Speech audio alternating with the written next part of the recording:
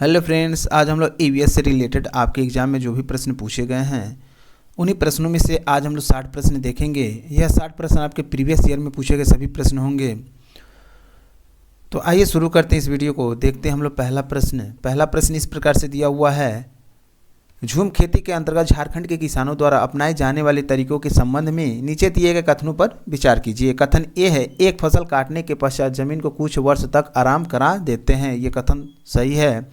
B है, खरपतवार बांस आदि को उखाड़ कर खेत में जला देते हैं। यहाँ उखाड़ते नहीं है, जो भी खरपतवार होता है उसमें आग लगाकर उसको जला देते हैं। यहाँ पे उखाड़ने वाले उखाड़ते नहीं है, तो ये कथन आपका गलत हो जाएगा। सी है, खरपतवार की राख खाद के रूप में कार्य करती है। ये कथन सही है।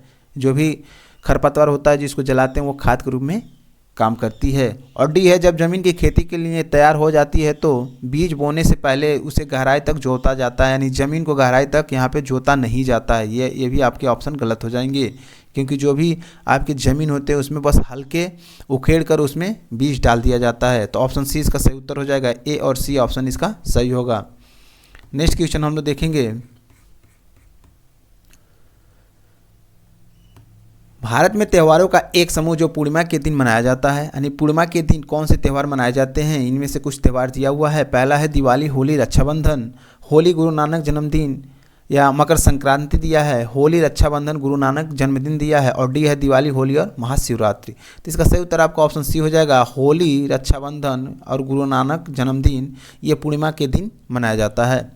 नेक्स्ट क्वेश्चन है, निम्न में से किसका उपयोग ईवीएस के शिक्षकों द्वारा अपने विद्यार्थियों के प्रमाणिक सीखने की क्षमता का आकलन करने के लिए होगा। कक्षा में व्यवहार, दक्ष कार्य की नोटबुक, पोर्टफोलियो और तिमाही टेस्ट।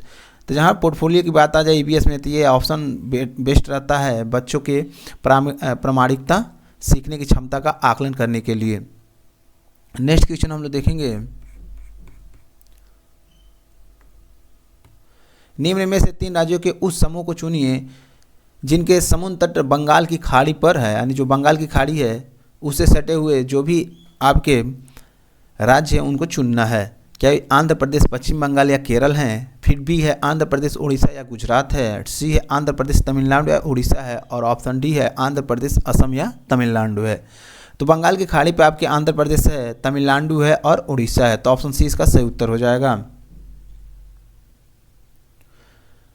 नेक्स्ट क्वेश्चन हम लोग 65 देखेंगे। सलीम प्राथमिक कक्षाओं के विद्यार्थियों को जल विषय पढ़ाने के लिए क्षेत्र भ्रमण करना चाहता है। इनमें से कौन सी जगह उचित रहेगी? जल संचयन यंत्र होगा, जोहड़ होगा, बावड़ी होगा या खेजड़ी होगा।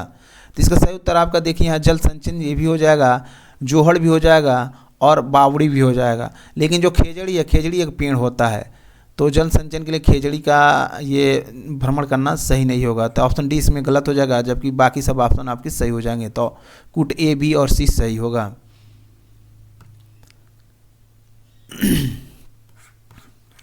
इसके बाद नेक्स्ट क्वेश्चन है, हमारे देश के राष्ट्रपति द्वारा पाँचवीं की पुस्तक में दिए गए पाठ का शीर्षक है, यानी हमारे देश के राष्ट्रपति द्वारा 5वीं की पुस्तक में दिए गए पाठ का शीर्षक कौन सा है? पहला है बूंद बूंद दरिया, फिर है फिर चला काफिला, और सी है मच्छरों की दावत, और डी है उसी से ठंडा उसी से गर्म। तो इसका सही उत्तर आपका ऑप्शन बी हो जाएगा, फिर चला काफिला। ये इसका सही उत्तर हो जाएगा।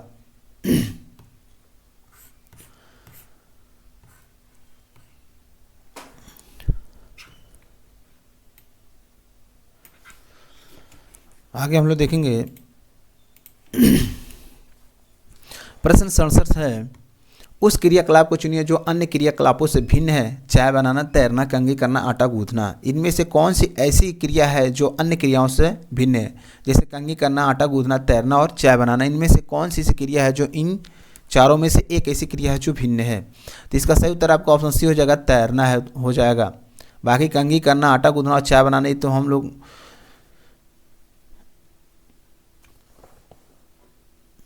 क्योंकि तैरना क्या होता है, पानी में होता है। बाकी सारी चीज़ें जो भी हम लोग करेंगे, कंघी करना, आटा गूंथना, चाय बनाना, ये सब हम लोग ज़मीन पे ही करेंगे। इसके बाद नेक्स्ट क्वेश्चन हम लोग देखेंगे। कक्षा 5 के ईवीएस के विद्यार्थियों का अनुमान लगाते हैं कि एक छोटे डिब्बे को भरने के लिए कितने चने के दानों की आवश्यकता होगी। इस क्रियाकलाप द्वारा कौन सी प्रक्रिया कौशल का विकास होगा? अनुमान लगाना, वर्गीकरण करना, प्रयोग करना या संप्रेषण होगा। तो इसका सही उत्तर हो जाएगा आपका ऑप्शन ए हो जाएगा, अनुमान लगाना है। ऑप्शन ए इसका सही उत्तर हो जाएगा, अनुमान लगाना। यानी कक्षा 5 के ईवीएस के विद्यार्थियों द्वारा किया गया क्रियाकलाप द्वारा अनुमान लगाना प्रक्रिया कौशल का विकास होगा। यानी जो अनुमान लगाने का कौशल होता है उसका इसमें विकास हो रहा है। नेक्स्ट क्वेश्चन हम लोग देखेंगे। हमारे देश में आदिवासी हजारों वर्ष पूर्व में कांस्य यानी ब्रांस की बनी हुई बहुत सी वस्तु यानी बर्तन, मूर्तियाँ आदि का उपयोग करते रहे हैं। आज भी हम अपने घरों में कांस्य का उपयोग करते हैं। निम्नलिखित में से कांस्य के बारे में सर्वश्रेष्ठ कथन को चुनिए। कह रहे कांस्य एल्युमिनियम, कॉपर, तांबा और जिंक का मिश्रण है, तो ये गलत हो जाएगा। आयरन, लोहा और सिल्वर, चांदी आदि की भांति कांसा भी एक तत्व है, ये भी गलत हो जाएगा। कांसा, कॉपर, तांबा और जिंक की मिश्र धातु है, ये भी गलत हो जाएगा। ऑप्शन डी इसका सही हो जाएगा। जो कांसा होता है यानी कॉपर होता है, तांबा और टीन का मिश्र धातु होता है, यही इसका सही उत्तर हो जाएगा, ऑप्शन डी हो जाएगा। यानी हमारे घरों में उपयोग होने वाले कांसा क्रमशः कॉपर, तांबा और टीन की मिश्र धातु होती हैं। आगे हम लोग देखेंगे। प्रश्न 70 है, निम्नलिखित में से कौन सा से तत्व एक अध्यापक को पर्यावरण अध्ययन के पाठ्य योजना में रखने के लिए विचार करना चाहिए। यानी निम्नलिखित में से कौन से तत्व एक अध्यापक को पर्यावरण अध्ययन के पाठ्य योजना में रखने के लिए विचार करना चाहिए। अनुदेशन, विशिष्ट उद्देश्य, छात्रों की पर्यावरण सजगता, प्रमुख अवधारणाएं और सक्रिय कौशल और सामान्य उद्देश्य। तो इसका सही उत्तर हो जाएगा आपका जो आपका अनुदेशन, विशिष्ट उद्देश्य है, ये भी रखना चाहिए। छात्रों को पर्यावरण सजगता, ये भी ऑप्शन आपका सही है। प्रमुख अवधारणाएं और प्रक्रिया कौशल, ये भी सही है। समान जो उद्देश्य है ये इसमें नहीं आएगा, तो ऑप्शन बी इसका सही हो जाएगा। ए, बी और सी इसका सही उत्तर हो जाएगा। यानी कह रहा है इसमें से अध्यापक को पर्यावरण अध्ययन के पाठ्य योजना में रखने के लिए विचार करना चाहिए। तो इसमें से जो अनुदेशन, विशिष्ट उद्देश्य, ये भी रखना चाहिए। छात्रों की पर्यावरण सजगता, ये भी सही है। और प्रमुख अवधारणाएं और प्रक्रिया कौशल भी सही है। बाकी आपके जो सामान्य उद्देश्य है ये इसमें नहीं शामिल होगा। आगे हम लोग देखेंगे। एक कार 1512 किमी की दूरी को 28 घंटे में तय करती है। इस कार की औसत चाल क्या है? तो हम लोग जानते हैं औसत चाल बराबर कुल दूरी बटा कुल समय होता है। तो पहले हम लोग औसत चाल निकाल लेते हैं। औसत चाल बराबर क्या होता है? कुल दूरी बटा, इससे एक प्रश्न आपके एग्जाम में जरूर बनेगा। कुल दूरी बटा क्या होता है? समय होता है। इस तरह का प्रश्न हमेशा एक प्रश्न आपके एग्जाम में बनते हैं। तो कुल दूरी कितना है आपका? 1512 है। चाल कितना है आपका? 28 है। तो इसको काटेंगे तो आ जाएगा आपका 54 किमी। कितना हो जाएगा ये? 54 किमी प्रति हावर्स, यानी घंटा में आ जाएगा। जबकि हमें प्रश्न हमको किस में लाना है? इसको लाना है हमें मिनट में। तो मिनट में कन्वर्ट करने के लिए क्या करते हैं, इसमें हम लोग 5/18 का गुणा कर देंगे तो ये मिनट में कन्वर्ट हो जाएगा। तो ये केमी है, यहाँ पे किलोमीटर प्रति हावर्स, यानी ये घंटे में है। 54 किलोमीटर प्रति हावर्स है, जबकि हमको सेकंड में लाना है। तो सेकंड में लाने के लिए हम लोग क्या करेंगे, इसमें यहाँ पे हम लगा देना है। यहाँ थोड़ा सा जगह है, चलिए यहाँ पे हम देख लेते हैं। 54 गुणा हो जाएगा 5/18। जब इसको करेंगे तो ये मीटर प्रति सेकंड में हो जाएगा।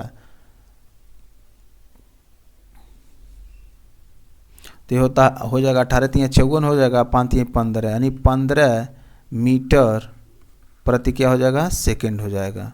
तो इसका सही उत्तर आपका हो जाएगा 15 मीटर प्रति सेकंड। ऑप्शन 20 का सही उत्तर हो जाएगा। तो उम्मीद कर रहे हैं ये प्रश्न आप समझ गए होंगे, क्योंकि इस तरह के प्रश्न आपके एग्जाम में एक तो बनेगा ही बनेगा औसत चाल से। तो नीचे हम मिटा दे रहे हैं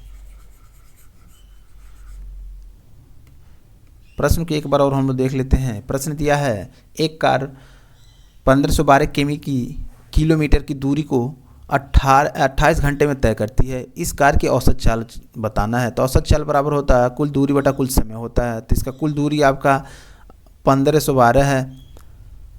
तो 1512 बटा 28 करेंगे, इसको काटेंगे तो 54 बार में कट जाएगा। 54 बार में काटेंगे तो ये किस में दिया है, ये घंटे में दिया है और किलोमीटर में दिया है। 1 घंटा बराबर कितना, 1 किलोमीटर, एक माने 54 किमी प्रति हावर्स हो जाएगा। इसको हमें सेकंड में चेंज करना है। सेकंड में चेंज करने के लिए 5/18 से गुणा करेंगे तो ये किस में हो जाएगा, सेकंड में प्रति मीटर प्रति सेकंड में हो जाएगा। तो ये आपका 15 मीटर प्रति सेकंड हो जाएगा। नेक्स्ट क्वेश्चन हम लोग देखेंगे। कह रहा प्राइमरी स्तर पर ईवीएस की पाठ्य पुस्तकों की रचना ध्यानपूर्वक की जाती है जिससे विद्यार्थियों में सीखने सिखाने के दौरान गलत अवधारणाएं न बन पाए।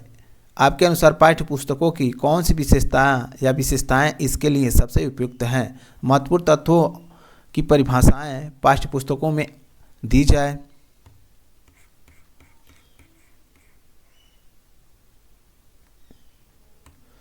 ऐसे प्रत्येक जो कम आयु के विद्यार्थियों को समझना है उन्हें परिचयात्मक स्तर पर दिया जाता है। और सी है प्रत्ययों का विस्तार किया जाता है जिससे स्पष्टीकरण हो सके तथा गलत प्रत्यय न बन सके। उपयुक्त सभी। तो इसका सही उत्तर हो जाएगा आपका ऑप्शन डी हो जाएगा, उपयुक्त सभी हो जाएगा। जो भी यहाँ पे तथ्य दिया है, जो भी विशेषताएं दिया है, ये सभी क्या करेंगे हम लोग अपने पाठ्य पुस्तक में शामिल कर लेंगे। आगे हम लोग देखेंगे दृष्टिबाधित विद्यार्थियों के लिए निम्नलिखित में से कौन सी युक्ति पर्यावरण अध्यापन के लिए सबसे अधिक उचित है?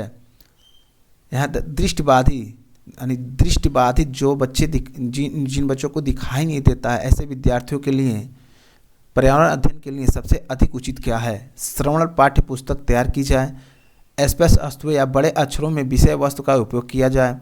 और सी है अवधारणाओं की सरल चित्रों तथा मूर्त ठोस वस्तुओं द्वारा व्याख्या की जाए। जहाँ तक संभव हो पाठ्य पुस्तक को अधिक से अधिक मूर्त निश्चित बनाया जाए। तो इसका सही उत्तर हो जाएगा आपका ऑप्शन सी। इसका सही उत्तर हो जाएगा ए, बी और डी इसका सही उत्तर हो जाएगा। यानी जो ऑप्शन ए है सही है, जो श्रवण पाठ्य पुस्तक तैयार की जाए, और बी जो है स्पष्ट वस्तुओं या बड़े अक्षरों में विषय वस्तु का उपयोग किया जाए, और डी जो है जहाँ तक संभव हो सके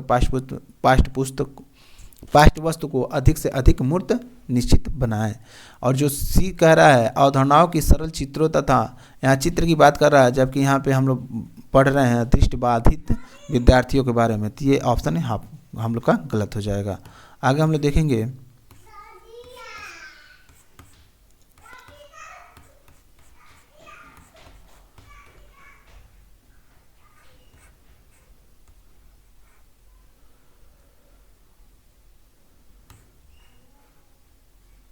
यहाँ पे हमें क्या करना है, कॉलम 1 को कॉलम 2 से मिलान करना है। कॉलम 1 में पक्षी का नाम दे दिया है और कॉलम 2 में घोंसले का विवरण दिया हुआ है। जैसे शक्करखोरा पक्षी कहाँ रहती है, किस तरह से घोंसला बनाती है, इसके बारे में हमें बताना है। कोयल कहाँ रहती है, कल चिड़ी कहाँ रहती है, दर्जन चिड़िया कैसे अपना घोंसला बनाती है इत्यादि हमें बताना है। तो इस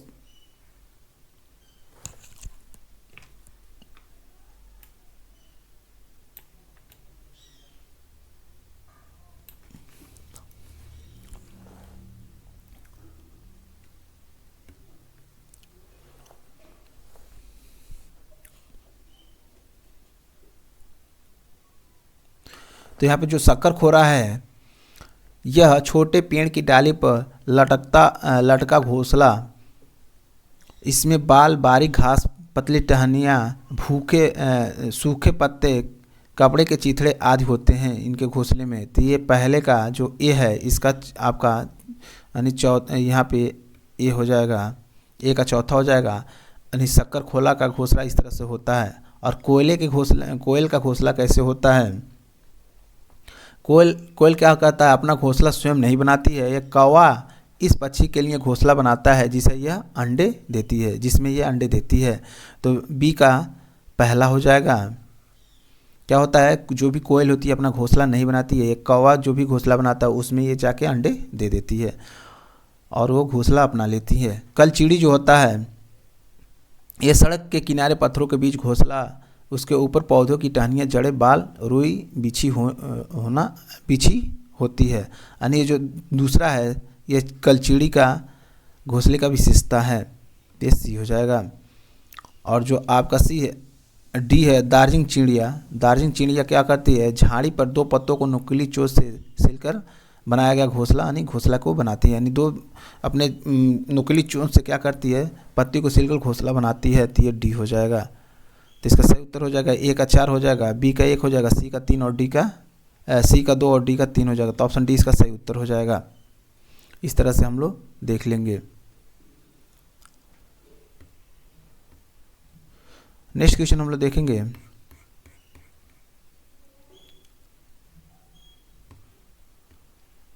यहाँ पर नीचे दी गई सारणी में नई दिल्ली में पेट्रोल और डीजल के मूल्यों का अध्ययन कीजिए। यहाँ पर तेल दे दिया है 2020 में 1 लीटर का मूल्य था 81 रुपया, जबकि 2021 में 1 लीटर तेल का मूल्य हो गया 90.72 रुपया लीटर प्रति हो गया। इसके बाद इसमें कह रहा है 1 वर्ष में डीजल और पेट्रोल के मूल्यों में वृद्धि का दर क्रमशः है। यानी पहले हम लोग डीजल का देखेंगे कितना वृद्धि हो रहा है, परसेंटेज में निकालना है। तो पहले क्या करते हैं, जितना बढ़ा है उसमें से हम लोग यानी जो 2021 का मूल्य है उसमें से हम लोग 2020 का मूल्य घटा देंगे। अब बटा क्या कर देंगे हम लोग 81 कर देंगे, तो हम लोग को परसेंटेज आ जाएगा। अब गुणे क्या करेंगे, परसेंटेज में ला लेंगे हम लोग 100 कर देंगे।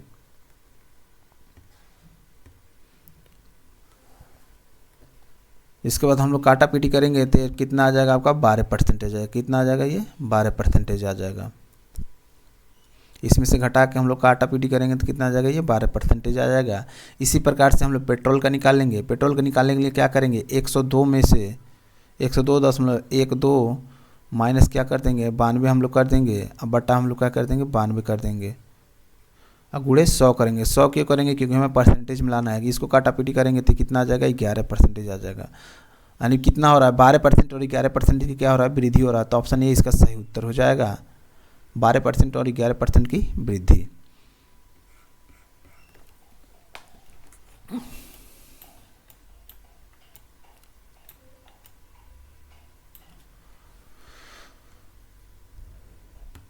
तीन खाद्य पदार्थों का ऐसा समूह कौन सा है जिसके प्रत्येक सदस्य में लौह तत्व प्रचुर मात्रा में होता है। गुड़, बंद गोभी, आंवला है। पालक, प्याज, टमाटर है। पालक, आंवला, टमाटर है। पालक, गुड़, आंवला है। तो ऑप्शन डी इसका सही उत्तर हो जाएगा, पालक, गुड़ और आंवला, जिसमें क्या होता है लौह तत्व प्रचुर मात्रा में पाया जाता है। इसके बाद नेक्स्ट क्वेश्चन हम लोग देखेंगे। सामुदायिक संस्थान को प्राथमिक स्तर पर ईवीएस पढ़ाने का महत्वपूर्ण साधन माना जाता है, क्योंकि यह आसानी से उपलब्ध होता है, यह अनुभव से सीखने का अवसर देता है, इसमें अनुभवी व्यक्ति होते हैं, यह सस्ता है। तो इसका सही उत्तर हो जाएगा आपका ऑप्शन बी हो जाएगा, यह अनुभव से सीखने का अवसर देता है।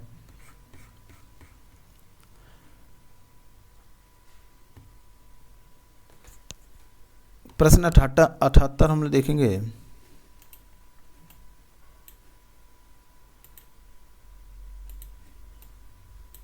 कक्षा 1 तथा कक्षा 2 में ईवीएस के लिए कोई निर्धारित पाठ्य पुस्तकें नहीं है। निम्नलिखित में से इसका सबसे उपयुक्त कारण क्या है। ईवीएस की पाठ्य पुस्तक विद्यार्थियों के लिए स्कूल के बस्ते को भारी बना देती है। कक्षा 1 एवं 2 के विद्यार्थियों पर ईवीएस जैसे एक अतिरिक्त विषय का बोझ नहीं डाला जा सकता है। ईवीएस को भाषा तथा गणित के साथ एकीकृत किया गया है। कक्षा 1 और 2 के विद्यार्थी ईवीएस को सरलता से नहीं समझते हैं।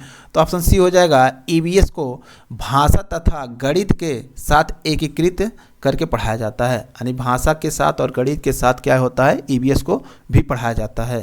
तो इसलिए ईवीएस का एक से लेकर 2 के विद्यार्थियों का कोई पार्टिकुलर सब्जेक्ट नहीं है, जबकि इसको किस में पढ़ाया जाता है, भाषा और गणित में इसको पढ़ाया जाता है।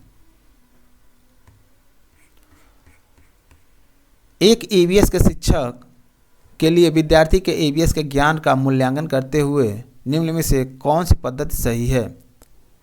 शिक्षक द्वारा बनाए उपकरण जो शिक्षक की अपनी शिक्षण के अनुकूल हो। शिक्षक द्वारा बनाए उपकरण जो उसके विद्यार्थियों और उसकी शिक्षण प्रणाली तथा स्थानीय प्रसंगों के अनुकूल हो। मानवीकृत टेस्ट जो राष्ट्रीय मानकों को बनाए रखने के लिए उपयुक्त हो। और परीक्षा विभागों द्वारा विकसित किए हुए सर्वसम्मान टेस्ट। तो इसका सही उत्तर हो जाएगा आपका ऑप्शन बी सही हो जाएगा। शिक्षक द्वारा बनाए उपकरण जो विद्यार्थियों और उसकी शिक्षण प्रणाली तथा स्थानीय प्रसंगों के अनुकूल हो, ये इसका सही उत्तर हो जाएगा। प्रश्न हम लोग 80 देखेंगे। वह जंतु कौन सा है जो अपने कानों को अलग अलग दिशाओं में बहुत अधिक घुमा लेता है, जो बाहर की ध्वनियों को इकट्ठा करने में उसकी सहायता करता है? लंगूर, कुत्ता, स्थल या बाघ? तो इसका सही उत्तर हो जाएगा आपका ऑप्शन डी हो जाएगा, बाघ हो जाएगा। बाघ क्या करता है? बाघ अपने कानों को अलग अलग दिशा में घुमाकर बाहरी ध्वनि इकट्ठा कर लेता है। यानी पत्ता हिलता है, हवा से पत्ता हिलता है या कोई उसके शिकार पत्ता हिलाता है, इसमें भी अंतर करके वो क्या करता है? अपने शिकार कर लेता है। यानी वह पता कर लेता है कि पत्ती जो भी झाड़ियाँ है हवा से हिली है या कोई पशु या पक्षी से हिलाया है। इसके बाद हम लोग देखेंगे प्राथमिक स्तर पर ईवीएस का एक प्रमुख उद्देश्य विद्यार्थियों को इस योग्य बनाना है कि विद्यार्थियों को कक्षा की शिक्षा को स्कूल के बाहर के जीवन से जोड़ने में मदद करना है। यहाँ पर कह रहा है प्राथमिक स्तर पर ईवीएस का एक प्रमुख उद्देश्य, यहाँ पर क्या कर रहा है? उद्देश्य विद्यार्थियों को इस योग्य बनाना है कि विद्यार्थियों को कक्षा की शिक्षा को स्कूल से बाहर के जीवन से जोड़ने में मदद करना है। उच्च प्राथमिक स्तर की पढ़ाई हेतु पर्यावरण संबंधी प्रत्यय अर्जित करें। वे ऐसे कौशल अर्जित करें जिनसे वे स्वतंत्र रूप से पर्यावरण को बचाने हेतु क्रियाकलाप करें। परंपरागत विषयों के परे विद्यार्थियों की रुचि का विकास करने में मदद करना। तो इसका सही उत्तर हो जाएगा आपका ऑप्शन डी हो जाएगा। सॉरी, ऑप्शन डी नहीं होगा, ऑप्शन डी गलत हो जाएगा। ऑप्शन ए हो जाएगा विद्यार्थियों को कक्षा की शिक्षा को स्कूल से बाहर यानी स्कूल को बाहरी जीवन से क्या होना? जोड़ने में मदद करना है। इसके बाद नेक्स्ट क्वेश्चन हम लोग देखेंगे। झारखंड में ग्राम सभा पंचायत लाठी द्वारा खेती के लिए भूमि का आवंटन करती है। इस भूमि आवंटन में एक विशेष मात्रक यूनिट जिसे टीन कहते हैं का उपयोग किया जाता है। इस मात्रक यूनिट का अर्थ है वह भूमि जिससे किसान एक टीन बीज प्राप्त कर सकता है। ये तो गलत है। वह भूमि जिस पर कोई किसान एक टीन बीज बोता होता हो, ये सही होगा। वह भूमि जिस पर कोई किसान क्या करता है? एक टीन बीज बोता है। बाकी सब ऑप्शन आपके गलत हो जाएंगे। नेक्स्ट क्वेश्चन हम लोग देखेंगे। किसी ट्रेन के मार्ग की समय सारणी का अध्ययन कीजिए। ये नागरकोइल एक्सप्रेस है। कह रहा है ये स्टेशन का नाम, पहुंचने का समय, छोड़ने का समय, दूरी है। तो यहाँ पे कह रहा है गांधीधाम से ये समय यानी ये ट्रेन चल रही है और ये सूरत कब पहुँच रही है? यानी 6:15 से ये आपके गांधीधाम स्टेशन से चल रही है और ये सूरत पहुँच रही है कब? 16:15 पर, नहीं 4:15 पर ये पहुँच रही है। तो इसमें क्या कर रहा है? उपरोक्त टेबल के आधार पर इन दोनों स्टेशनों अर्थात गांधीधाम और सूरत के बीच ट्रेन की औसत चाल हमें बताना है। तो हम लोग जानते हैं चाल बराबर दूरी बटा समय होता है। तो पहले हम लोग समय निकाल लेते हैं, टोटल समय कितना ये ट्रेन चलता है। तो समय निकालने के लिए हम लोग क्या करेंगे? जो अंतिम जहाँ ट्रेन रुकता है उस समय से प्रारंभिक समय को हम लोग घटा देंगे तो हमारा समय निकल जाएगा।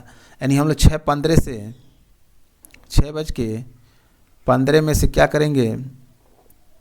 16:15 में से हम लोग क्या करेंगे? 6:15 घटा देंगे। क्यों घटाएंगे? क्योंकि ये अंतिम दूरी है। यानी 16:15 पर क्या कर रही है? वो सूरत पहुंच जा रही है। चल कब से रही है? 6:15 से चल रही है। तो इससे घटाएंगे तो इसका हम लोग का कितना आ जाएगा?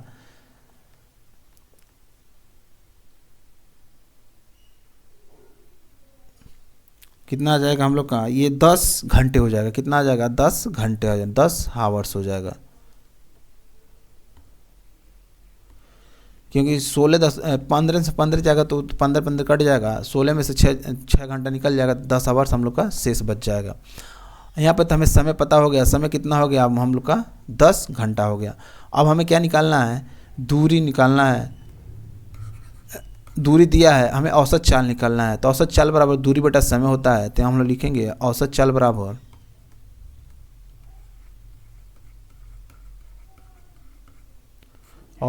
होता है चाल बटा दूरी। तो चाल हमारा कितना हो गया? दूरी बटा समय होता है। तो दूरी कितना है हम लोग का? 530 किमी, यहाँ पे दिया है दूरी देखिए 530 किलोमीटर, 530 किलोमीटर। और समय कितना हम लोग का, समय हम लोग का 10। तो ये 1 0 से 1 0 कट जाएगा, टोटल हो जाएगा हम लोग का 53 हो जाएगा, 53 किमी प्रति घंटा, 53 किमी प्रति घंटा हम लोग का उत्तर हो जाएगा। तो इसका सही उत्तर हो जाएगा आपका ऑप्शन बी हो जाएगा, 53 किलोमीटर प्रति घंटा। हम लोग का औसत चाल निकल जाएगा। नेक्स्ट क्वेश्चन हम उम्मीद कर रहे हैं आप लोग को समझ में आया होगा। जैसे यहाँ पे दिया है एक ट्रेन है, यहाँ स्टेशन का नाम दे दिया गांधीधाम। गांधीधाम से क्या कर रही है, एक ट्रेन चल रही है। कितने बजे से चल रही है, 6:15 से ये ट्रेन छोड़ने का समय है, स्टेशन को छोड़ दे रही है और यहाँ पहुँचने का समय है। तो सूरत कब पहुँच रही है, तो सूरज पहुँच रही है 16:15 पे सूरत पहुँच जा रही है। फिर यहाँ से छोड़ने का समय आपका 16:20 पे ये यहाँ से ट्रेन निकल जाएगी, यानी सूरत से निकल जाएगी। तो इससे हमें कोई मतलब नहीं है, क्योंकि हमें बस पहुँचने का जो टाइम है इससे हमें मतलब है। तो इसमें से क्या करेंगे हम लोग, जो जब से ट्रेन चल रही है हम लोग उतना घटा देंगे, तो हम लोग का जो भी ट्रेन चलेगी वो हमें घंटे में प्राप्त हो जाएगा। यानी 16 घंटा 15 मिनट से 6 घंटा 15 मिनट हम क्या करेंगे, घटा देंगे तो 10 घंटा, यानी टोटल ट्रेन कितना चल रही है, 10 घंटा चल रही है। तो औसत चाल निकालने के लिए होता है दूरी बटा समय होता है। तो दूरी टोटल यहाँ पर दूरी दे दिया है 530 किमी, तो 530 किलोमीटर यहाँ लिख लेंगे, बटा समय 10 घंटा चल रहा है। तो 1 0 से 1 0 कट जाएगा, तो 53 किलोमीटर प्रति क्या हो जाएगा, घंटा हो जाएगा। तो यही हम लोग का सही उत्तर हो जाएगा। नेक्स्ट क्वेश्चन हम लोग देखेंगे, विद्यार्थियों को पौधे एवं वृक्षों के प्रति संवेदनशील बनाने के लिए निम्न में से कौन सी सर्वाधिक उपयुक्त नीति है। लकड़ी के लट्ठों के गोदाम का भ्रमण करना, वनों को काटने से बचाने के लिए पोस्टर बनाना, वनों के संरक्षण पर नाटक करना, एक पेड़ को अपनाना तथा उसकी देखभाल करना। तो इसका सही उत्तर हो जाएगा आपका, जैसे लकड़ी के लट्ठों के गोदाम का भ्रमण करना। यहाँ पर लकड़ी के लट्ठों के गोदाम का भ्रमण करने से कुछ नहीं होगा, क्योंकि यहाँ पे जो भी लकड़ी होगा, जो भी पेड़ पौधे होंगे, उसको तो काट के भी लट्ठा बनाया गया हो ना। तो जब यहाँ पे काट के लट्ठा बनाया गया हो तो इससे क्या होगा, बच्चे कुछ नहीं सीख पाएंगे, वृक्षों का संरक्षण के बारे में कुछ नहीं सीख पाएंगे। तो ये ऑप्शन आपका ऑप्शन ए गलत हो जाएगा। वनों को काटने से बचाने के लिए पोस्टर बनाना है, ये सही हो जाएगा। वनों के संरक्षण पर नाटक करना, ये भी सही है। एक पेड़ को अपनाना तथा उसकी देखभाल करना, ऑप्शन डी भी सही है। यानी ऑप्शन डी सही है, ए बी सी और डी। तो यहाँ हम लोग भ्रमण करेंगे, क्रियाकलाप करेंगे, तो क्या होगा, बच्चों के अंदर एक संवेदनशीलता पैदा होगी वनों के प्रति। इसके बाद हम लोग नेक्स्ट क्वेश्चन देखेंगे,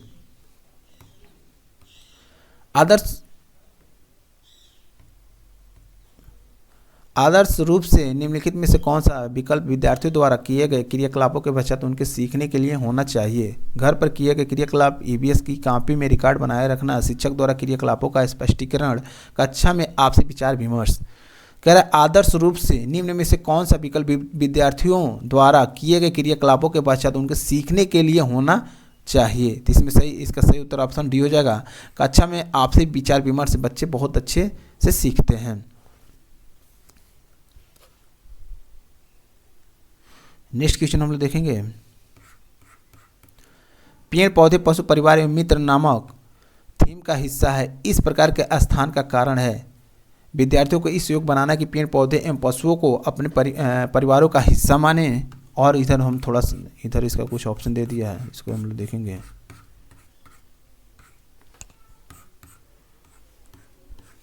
एक मिनट रुकिए, इधर है। बी है पेड़ पौधे एवं पशुओं के प्रति विद्यार्थियों में संवेदनशीलता विकसित करना। सी है उन रूढ़िबद्ध धारणाओं को तोड़ना जिनके अनुसार पेड़ पौधे एवं पशु हमारे परिवार का हिस्सा नहीं हो सकते हैं। तो इसका सही उत्तर हो जाएगा आपका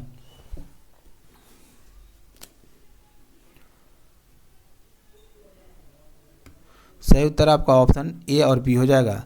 पेड़ पौधे एवं पशुओं के प्रति क्या होगा, विद्यार्थियों में संवेदनशीलता विकसित करना, ये सही हो जाएगा। इसके बाद एक और ऑप्शन हम लोग इधर देखे हैं, जो हम लोग का था, विद्यार्थियों को इस योग बनाना कि पेड़ पौधे एवं पशुओं को अपने परिवार का हिस्सा माने। तो ये सब क्या है,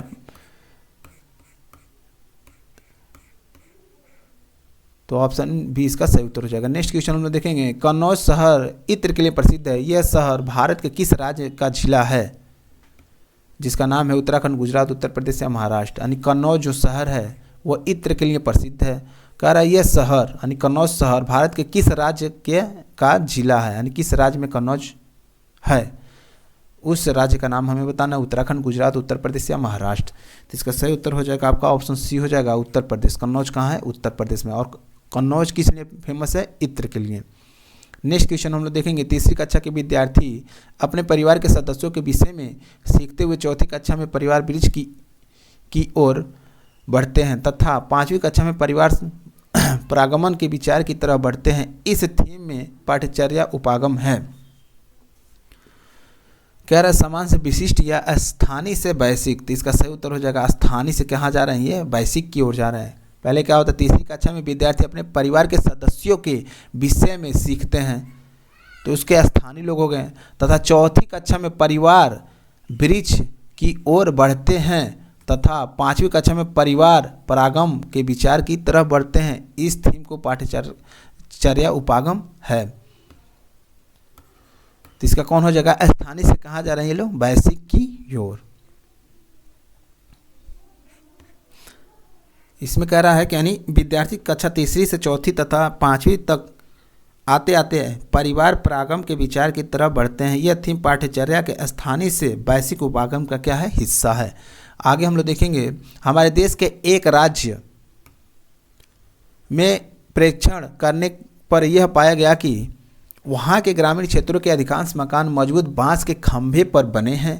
इनके लकड़ी के फर्श जमीन से लगभग 3 से 3.5 मीटर की ऊंचाई पर बने हैं।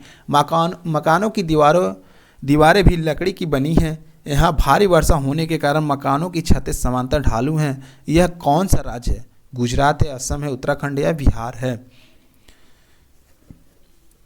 तो ये इसका सही उत्तर आपका असम हो जाएगा। क्या होता है, असम राज्य में मकानों की छतें समांतर ढालू, दीवारें लकड़ी की तथा अधिकांश मकान क्या होते हैं, जमीन से 3.35 मीटर की ऊंचाई पर बरसात से बचने के लिए बनाए जाते हैं। तो उम्मीद कर रहे हैं ये भी प्रश्न आप लोग समझ गए होंगे। आगे हम लोग देखेंगे, कह रहे हम चीज़ें कैसे बनाते हैं। पढ़ाने में निम्नलिखित में से कौन सी युक्ति अथवा स्रोत सबसे अधिक उपयुक्त है। किसी ऐतिहासिक भवन का भ्रमण करना तथा उसे निर्माण सामग्री तथा निर्माण नमूनों को पहचानना। बी है खेती से संबंधित विभिन्न प्रकार के औजारों की आकृति चित्रों को विद्यार्थियों के साथ साझा करना। सी है संदर्भ पुस्तकों से विभिन्न प्रकार के बर्तनों के विषय के अनुदेशन। और डी है विभिन्न क्षेत्र के लोगों द्वारा सिर पर धारण करने वाले पहनावे पर चर्चा करना। हम चीज़ें कैसे बनाते हैं, पढ़ाने में निम्न में से कौन सी युक्ति अथवा स्रोत सबसे अधिक उपयुक्त है। तो इसमें सबसे उपयुक्त आपका ऑप्शन ये हो जाएगा, किसी ऐतिहासिक भवन या भवन का भ्रमण करना और उसके निर्माण सामग्री तथा निर्माण नमूनों को पहचानना।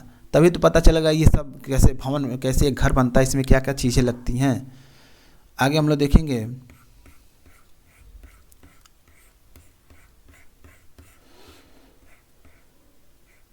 इसके बाद एक और सेट हम लोग देख लेते हैं। अभी हम लोग 30 प्रश्न देख चुके हैं, 30 प्रश्न और हम लोग देखेंगे। बने रहिएगा वीडियो के लास्ट तक। उम्मीद कर रहे हैं आप लोग को सारे प्रश्न अच्छे से समझ में आ रहे होंगे और प्रश्न भी अच्छा लग रहा होगा। यदि सारे प्रश्न आप लोग को समझ में आ रहे हैं, वीडियो अच्छा लग रहा हो तो प्लीज़ चैनल को सब्सक्राइब करके बेल आइकन को जरूर दबाइएगा ताकि इस प्रकार के वीडियो बनाए तो सबसे पहले आपके पास पहुँचे। तो चलिए शुरू करते हैं फिर से नेक्स्ट सेट का पहला प्रश्न। जलीय पौधा निम्न में से कौन सी अनुकूलन विशेषता प्रदर्शित करता है, इसमें हमें बताना है। तो इसमें कौन सा होगा, काष्ठ ऊतकों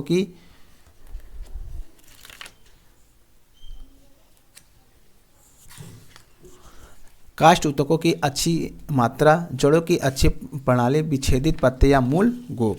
इसमें से कौन सही हो जाएगा।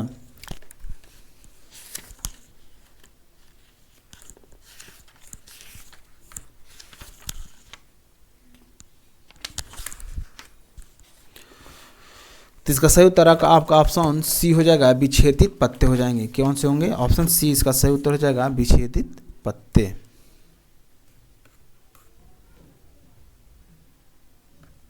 एक मिनट, ऑप्शन सी इसका सही उत्तर हो जाएगा, विच्छेदित पत्ते। इसको थोड़ा सा हम जान लेते हैं। कमल जैसे जलीय पौधों में विच्छेदित चकती की तरह या रिबन के आकार के पत्ते होते हैं जो पानी के अंदर जीवित रहने में इनकी क्या करते हैं, सहायता करते हैं। इनकी जड़ें कमज़ोर होती है तथा उनमें मूलगोप भी नहीं होता है। जलीय जीवों में काष्ठ उत्तक भी बहुत कम मात्रा में होते हैं। स्थानीय तंत्र में जड़ों को बाल छोटे तथा बाहर की ओर होते हैं जो क्या होते हैं, जल तथा खनिजों और शोषण का सहायता करते हैं। तो कुल मिला जुला के किसमें होते हैं, कमल के पौधे इत्यादि में क्या होते हैं, विच्छेदित पत्ते पाए जाते हैं। नेक्स्ट क्वेश्चन हम लोग देखेंगे 62 है। अमित अपने पिता के साथ एक जंगल के किनारे से गुजर रहा है। उसके पिता उसे बता रहे थे कि कुछ जीव साहचर्य कर एक दूसरे की सहायता कर सकते हैं। उसके पिता निम्न में से किस साहचर्य की बात कर रहे थे? एक पेड़ पर लिपटी अमरबेल, कीट बच्ची पौधा, आम के पेड़ों पर उगने वाला आर्किड और चट्टानों की सतह पर उगने वाला शैवाल। तो इसका सही उत्तर हो जाएगा आपका ऑप्शन डी हो जाएगा, चट्टानों की सतह पर उगने वाला शैवाल क्या होता है,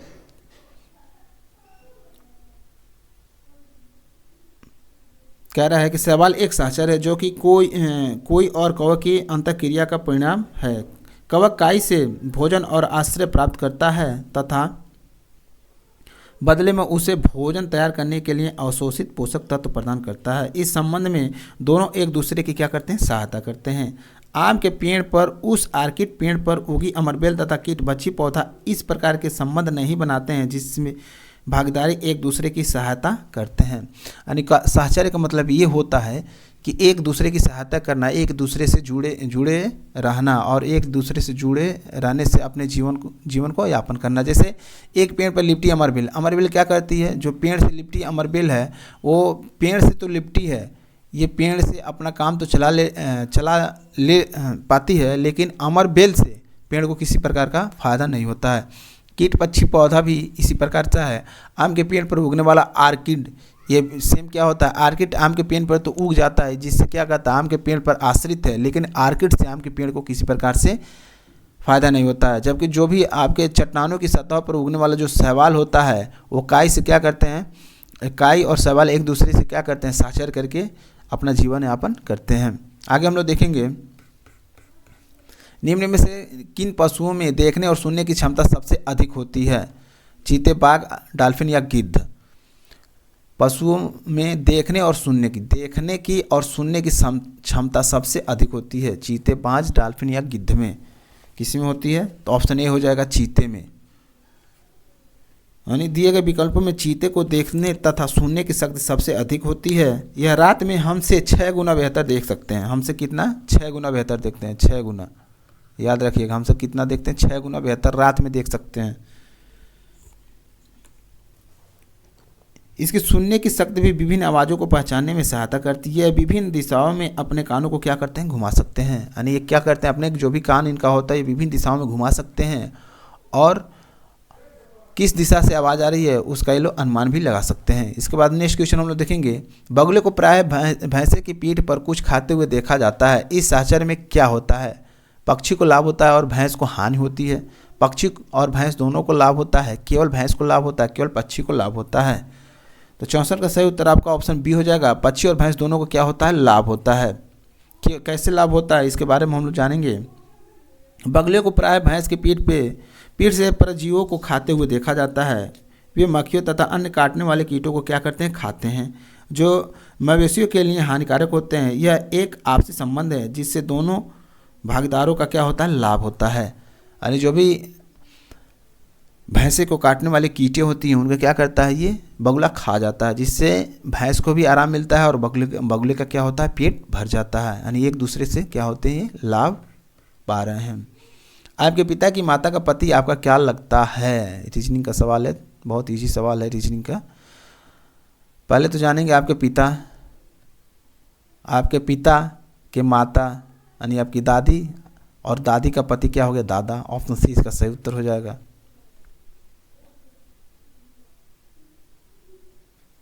नेक्स्ट क्वेश्चन हम देखेंगे, निम्न में से उचित भोजन समूह को पहचानिए जिससे हमें प्रोटीन की कमी को दूर करने के लिए अधिक मात्रा में खाना चाहिए। प्रोटीन को दूर करने के लिए किसमें प्रोटीन ज़्यादा आता है, ये कह रहा है इसमें, यानी ये पूछ रहा है प्रोटीन किसमें ज़्यादा मिलता है।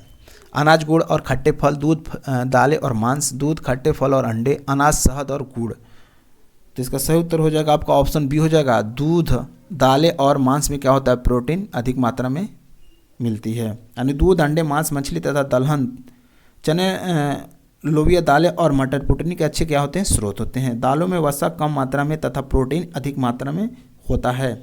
खट्टे फल विटामिन सी से भरपूर होते हैं। शहद तथा गुड़ में चीनी की मात्रा सबसे अधिक होती है। नेक्स्ट क्वेश्चन हम लोग 67 देखेंगे।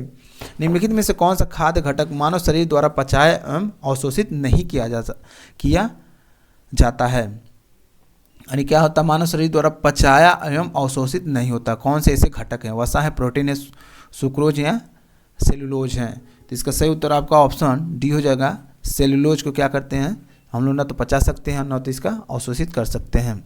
क्यों?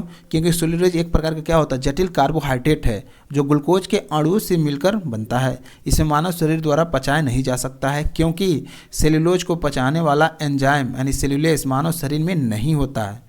यह रुद्रांश के रूप में काम करता है जिसकी आवश्यकता शरीर को सरलता से मल त्याग करने के लिए होती है, न कि ऊर्जा का वृद्धि प्रदान करने वाले पदार्थ के रूप में। यह पौधों के विभिन्न भागों जैसे फल, पत्ती, बीज इत्यादि के कोशिका भित्ति में मौजूद होते हैं। आगे हम लोग देखेंगे प्रश्न।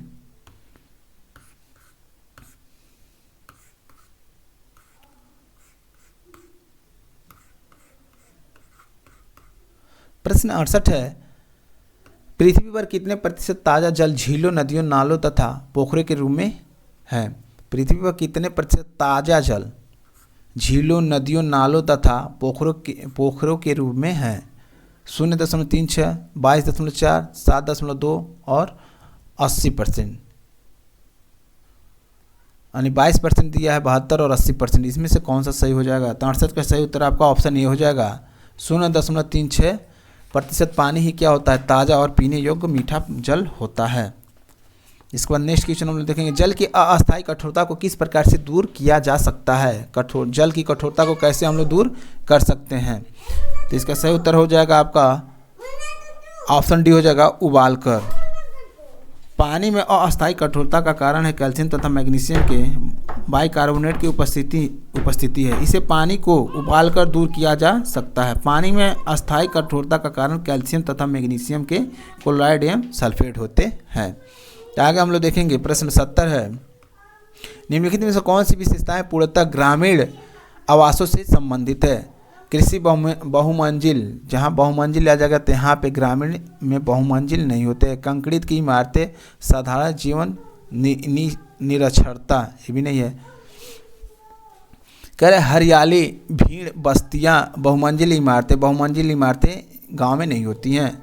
कृषि, संयुक्त परिवार, अंधविश्वास, अच्छी हवा, ये तो सही है। कृषि भी होता है, संयुक्त परिवार भी होते हैं। संयुक्त परिवार जहाँ पति पत्नी और बच्चे के दादा दादी इत्यादि रहते हैं वो संयुक्त परिवार होते हैं। और अंधविश्वास तो यहाँ कूट कर भरा रहता है और ताज़ा हवा भी मिलता है। तो ऑप्शन सी इसका सही उत्तर हो जाएगा। ये सब ग्रामीण आवासों से संबंधित है। नेक्स्ट क्वेश्चन हम 71 देखेंगे, आजकल लोग अधिक से अधिक व्यक्तिगत वाहनों का प्रयोग करने लगे हैं। निम्न में से इस गतिविधि का प्रभाव कौन सा होगा। हवा में छोटे कणों में बढ़ोतरी होगी, प्राकृतिक संसाधनों की कमी होगी, ध्वनि के स्तर में बढ़ोतरी होगी, वे सभी। तो ऑप्शन 71 का ऑप्शन डी हो जाएगा, वे सभी हो जाएगा। नेक्स्ट क्वेश्चन हम लोग देखेंगे, ओह मानव, मैं अपनी उपस्थिति में तुम्हें परेशान करता हूँ, तुम मेरे स्तर से बढ़ोतरी के लिए जिम्मेदार हो, मैं कौन हूँ। कोयला, रेत, ध्वनि या पेट्रोल। तो इसका सही उत्तर हो जाएगा आपका ऑप्शन सी हो जाएगा, ध्वनि। इसका सही उत्तर क्या हो जाएगा, ध्वनि हो जाएगा। नेक्स्ट क्वेश्चन हम लोग देखेंगे, निम्नलिखित में से आविष्कारों तथा अविष्कारों के सही जोड़े की पहचान करें। जेम्स वाट, मशीनी,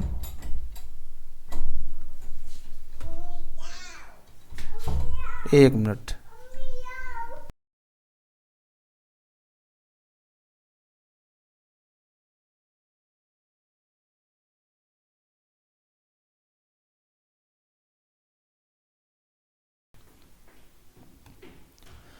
प्रश्न दिया हुआ है, निम्नलिखित में से आविष्कारों तथा अविष्कारों के सही जोड़े की पहचान करें। जेम्स वाट, मशीनी साइकिल।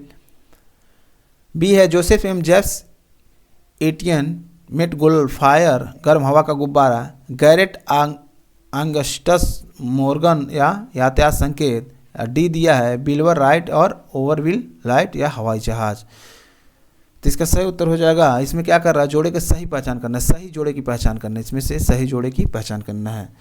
तो ऑप्शन ए इसका सही हो जाएगा। जेम्स वाट क्या होता है, मशीनी साइकिल का निर्माण किए थे। जेम्स वाट ने 1765 में निकोमेन वाष्प चलित इंजन के उन्नत रूप की खोज की। यह भाप के व्यर्थ से रोकता था। नेक्स्ट क्वेश्चन हम लोग देखेंगे, तारिक उल हिंद यानी भारत का इतिहास का लेखक कौन है। तारिक उल हिंद भारत का इतिहास का लेखक कौन है। अलबरूनी है, इन बतूता है, थॉमस जेफर्स या एंथनी निवेट है। तो इसका सही उत्तर हो जाएगा आपका ऑप्शन ए हो जाएगा, तारिक उल हिंद यानी भारत का इतिहास अलबरूनी ने लिखा था। नेक्स्ट क्वेश्चन हम लोग देखेंगे, भारत में प्रथम रेल कब चलाई गई थी। तो भारत में प्रथम रेल आपके ऑप्शन डी हो जाएगा, वर्ष 1853 में चलाई गई थी। और भारत की प्रथम रेलगाड़ी 1853 में मुंबई से ठाणे तक चलाई गई थी। कहाँ से चलाई गई थी, मुंबई से। ये प्रश्न आपके एग्जाम में पूछता है, मुंबई से ठाणे के बीच चलाई गई थी, ठाणे के बीच चलाई गई थी। नेक्स्ट क्वेश्चन हम लोग देखेंगे, तीसरी कक्षा के बच्चों को विभिन्न प्रकार की चोंच नामक विषय को पढ़ाते समय निम्न में से कौन सा तरीका इस विषय को पढ़ाने के लिए उचित नहीं है। विद्यार्थियों को नज़दीकी पार्क में ले जाना, 3D तस्वीरें दिखाकर अवधारणा को समझाना, विशिष्ट उदाहरणों द्वारा मौखिक रूप से अवधारणा की व्याख्या करना, विभिन्न पक्षियों के संरचित सिरों को देखने के लिए संग्रहालय ले जाना। तो ऑप्शन डी इसका सही उत्तर हो जाएगा। सॉरी, इसका नहीं है, यहाँ पे नहीं दिया है, थोड़ा सा मिस्टेक हो गया, नहीं दिया है, तो ये ऑप्शन सी हो जाएगा। यहाँ पे व्याख्या करना इत्यादि नहीं होगा। नेक्स्ट क्वेश्चन हम लोग देखेंगे, 77 एनसीएफ के अनुसार ईवीएस को एक संयुक्त विषय के रूप में पढ़ाने का अर्थ है विद्यार्थियों के समूह में ईवीएस की सभी अवधारणाओं की शिक्षा देना, ईवीएस का शिक्षण गणित की अवधारणाओं के साथ जोड़ देना, विज्ञान की अवधारणाओं के शिक्षण में भाषा पर बल देना, विज्ञान और सामाजिक अध्ययन के विषयों को पर्यावरण अध्ययन के एक विषय के रूप में पढ़ाना। तो 77 का सही उत्तर आपका ऑप्शन डी हो जाएगा। एनसीएफ के अनुसार जो ईवीएस है को एक संयुक्त विषय के रूप में पढ़ाने का अर्थ है विज्ञान और सामाजिक अध्ययन के विषयों को पर्यावरण अध्ययन के एक विषय के रूप में पढ़ाना है। नेक्स्ट क्वेश्चन हम लोग देखेंगे, ईवीएस की कक्षा में विद्यार्थियों के व्यक्तिगत अनुभवों को महत्व देने का क्या लाभ होता है। प्रत्येक छात्र को शिक्षक के साथ जोड़ना, छात्रों के संप्रेषण कौशल का विकास करना, प्रत्येक छात्र के व्यक्तिगत अनुभव को महत्व देना, विषय के ज्ञान को छात्रों के अनुभव से जोड़ना। 78 का सही उत्तर आपका ऑप्शन डी हो जाएगा। विषय के ज्ञान को क्या होता है, छात्रों के अनुभव से जोड़ना ही क्या होता है, व्यक्तिगत अनुभव का महत्व देने का क्या लाभ है, तो इसका ये लाभ है। नेक्स्ट क्वेश्चन हम लोग देखेंगे, 79 है, ईवीएस की किताब में करके देखें और लिखें खंड को शामिल करने का उद्देश्य विद्यार्थियों को परीक्षाओं के लिए तैयार करना होगा। परीक्षाओं के लिए तैयार करना नहीं होता है, उनके लेखन कला का विकास करना, उन्हें घर पर व्यस्त रखना, उन्हें प्रत्यक्ष अनुभव प्रदान करना। तो ये सारे ऑप्शन गलत हो जाएंगे, ऑप्शन डी इसका सही उत्तर हो जाएगा। आगे हम लोग देखेंगे, ईवीएस की अवधारणाओं के सामूहिक अधिगम का मूल्यांकन केंद्रित होना चाहिए परिणामों की सफलता पर, अंतर व्यक्तित्व गुणों पर, समूह में प्रत्येक बालक के कार्य पर, समय जिनके अंतर्गत कार्य को पूरा किया जा सकता है। तो ऑप्शन सी इसका सही उत्तर हो जाएगा, ऑप्शन बी इसका सही उत्तर हो जाएगा, अंतर व्यक्तित्व गुणों पर। यानी सामूहिक अधिगम के मापन में विद्यार्थियों के अंतर्वैयक्तिक गुणों पर ध्यान देना चाहिए, जैसे सहयोग, दूसरे की परवाह, अंतःक्रिया का ढंग, अनुभवों को साझा करना, पहल करना आदि। यह कार्य की पूर्णता पर बल देता है कि उनकी सफलता लगने वाले समय या समूह में प्रत्येक बच्चों की कार्यों पर। इस प्रकार की सामूहिक गतिविधियों का मापन बच्चों की कमजोरियों और शक्तियों और अधिक स्पष्टता के साथ पहचानने में क्या करती है, सहायता करती है। नेक्स्ट क्वेश्चन हम लोग देखेंगे, एनसीएफ के अनुसार विद्यार्थियों को जागरूक करने तथा सामाजिक प्रक्रिया को समझाने के लिए ईवीएस के शिक्षक को कौन सा उपागम अपनाना चाहिए।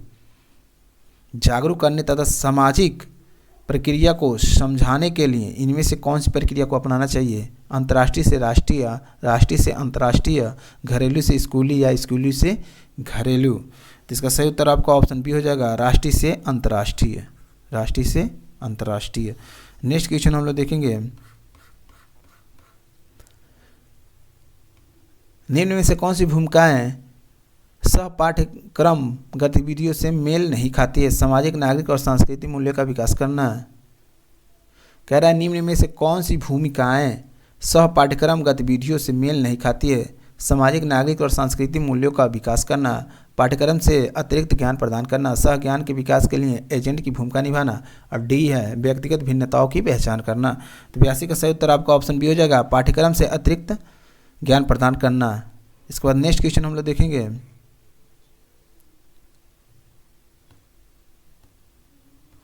आकलन की निम्न विधियों में से कौन सी विधि प्राथमिक स्तर पर योग्यात्मक यानी संकलनात्मक मूल्यांकन के लिए उपयुक्त नहीं है? चर्चा करना, कोर कागज पेंसिल परीक्षा, मौखिक अभिव्यक्ति और कविताओं की रचना करना, चित्र बनाना तथा चित्रों को पढ़ाना। तो इसका सही उत्तर हो जाएगा आपका ऑप्शन बी हो जाएगा, कोर कागज पेंसिल परीक्षा। नेक्स्ट क्वेश्चन हम लोग देखेंगे, प्राथमिक स्तर पर ईवीएस के शिक्षण उद्देश्यों के अंतर्गत एक बालक में कौन से गुण विकसित होते हैं? जिज्ञासा एवं सृजनात्मकता, चाहना और इच्छा करना, विवेक करना और स्मरण करना। तो इसका सही उत्तर ऑप्शन ए हो जाएगा, 84 का ऑप्शन ए इसका सही उत्तर हो जाएगा। नेक्स्ट क्वेश्चन हम लोग देखेंगे, निम्नलिखित में से कौन सी गतिविधियां सह पाठ्यक्रम गतिविधियों में शामिल नहीं है? कौन सी गतिविधियां सह पाठ्यक्रम गतिविधियों में शामिल नहीं है? भ्रमण एवं पिकनिक, खेल, सामुदायिक सेवाएं एवं एथलेटिक प्रतियोगिताएं। तो इसका सही उत्तर हो जाएगा आपका ऑप्शन डी हो जाएगा, एथलेटिक प्रतियोगिताएं।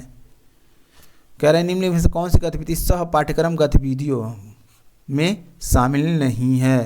तो कौन सा नहीं है? तो भ्रमण भी शामिल है, खेल भी शामिल है, सामुदायिक सेवाएं भी शामिल है, लेकिन एथलेटिक प्रतियोगिताएं क्या होती हैं, इसमें ये शामिल नहीं है। नेक्स्ट क्वेश्चन, ईवीएस की अवधारणाओं को समझने का आधारभूत तरीका है गहराई से अवलोकन करना तथा अनुभव करना, अमूर्त सूचना को समझना, तत्वों और नियमों को याद करना और अभ्यास को दोहराना। ये सब निगेटिव टैग वर्ड है। गहराई से अवलोकन करना तथा अनुभव करना। तो 86 का सही उत्तर हो जाएगा आपका ऑप्शन ए हो जाएगा, गहराई से अवलोकन करना तथा अनुभव करना। नेक्स्ट क्वेश्चन हम लोग देखेंगे, निम्न से कौन सी स्थिति शिक्षण अधिगम वातावरण का एक कारक नहीं है? बच्चों द्वारा शिक्षक की सहायता से स्वयं अभ्यास करके सिखाना, कार्य को पूरा करने में बच्चों द्वारा एक दूसरे की सहायता करना, बच्चों द्वारा कम गलतियां करना, बच्चों द्वारा अधिक प्रश्न पूछना। निम्न में से कौन सी स्थिति शिक्षण अधिगम वातावरण का एक कारक नहीं है? यहाँ पर कारक नहीं है। तो इसका सही उत्तर हो जाएगा आपका ऑप्शन सी हो जाएगा, बच्चों द्वारा कम गलतियाँ करना। जब बच्चे ज़्यादा गलती करेंगे तो ज़्यादा सीखेंगे, यानी त्रुटि से ही सीखेंगे बच्चे, ये याद रखिएगा। गलती से बच्चे ज़्यादा सीखते हैं। नेक्स्ट क्वेश्चन है, निम्न में से कौन सा प्राथमिक स्तर पर ईवीएस शिक्षण का एक उद्देश्य है? एक उद्देश्य है किसका? ईवीएस शिक्षण का एक उद्देश्य कौन सा है? मानव की त्वचा के रंग, उसके कद से भिन्नता के कारणों के बारे में छात्रों को ज्ञान प्रदान करना, छात्रों को पर्यावरण से संबंधित सभी धार्मिक विचारों को या धार्मिक विचार को सिखाना, उनका परिचय तकनीकों से भरे संसार से कराना, छात्रों को लिंग आधारित मुद्दों के बारे में शिक्षा देना। तो इसका सही उत्तर हो जाएगा आपका ऑप्शन डी हो जाएगा, छात्रों को लिंग आधारित मुद्दों के बारे में शिक्षा देना, यानी रूढ़िवादिता इत्यादि न करना। बच्चियों में जो भी फर्क होता है उससे संबंधित जो भी गलत अवधारणाएं हैं उनके बारे में क्या करना, बच्चों को शिक्षित करना। तो इसका सही उत्तर हो जाएगा आपका ऑप्शन डी, इसका सही उत्तर हो जाएगा। बाकी सब ऑप्शन जो है ये सारे गलत हो जाएंगे। आगे हम लोग देखेंगे,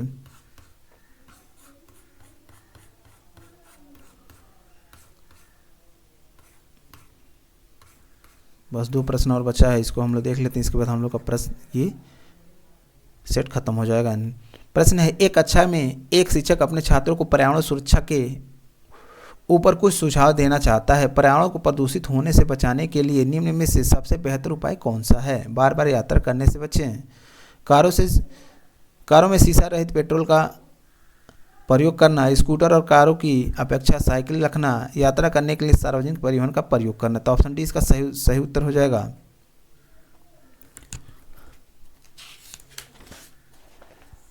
इसके बाद नेक्स्ट क्वेश्चन और हम लोग का लास्ट क्वेश्चन है, निम्नलिखित में कौन सा कथन ईवीएस के एक अच्छे पाठ्यक्रम से मेल खाता है?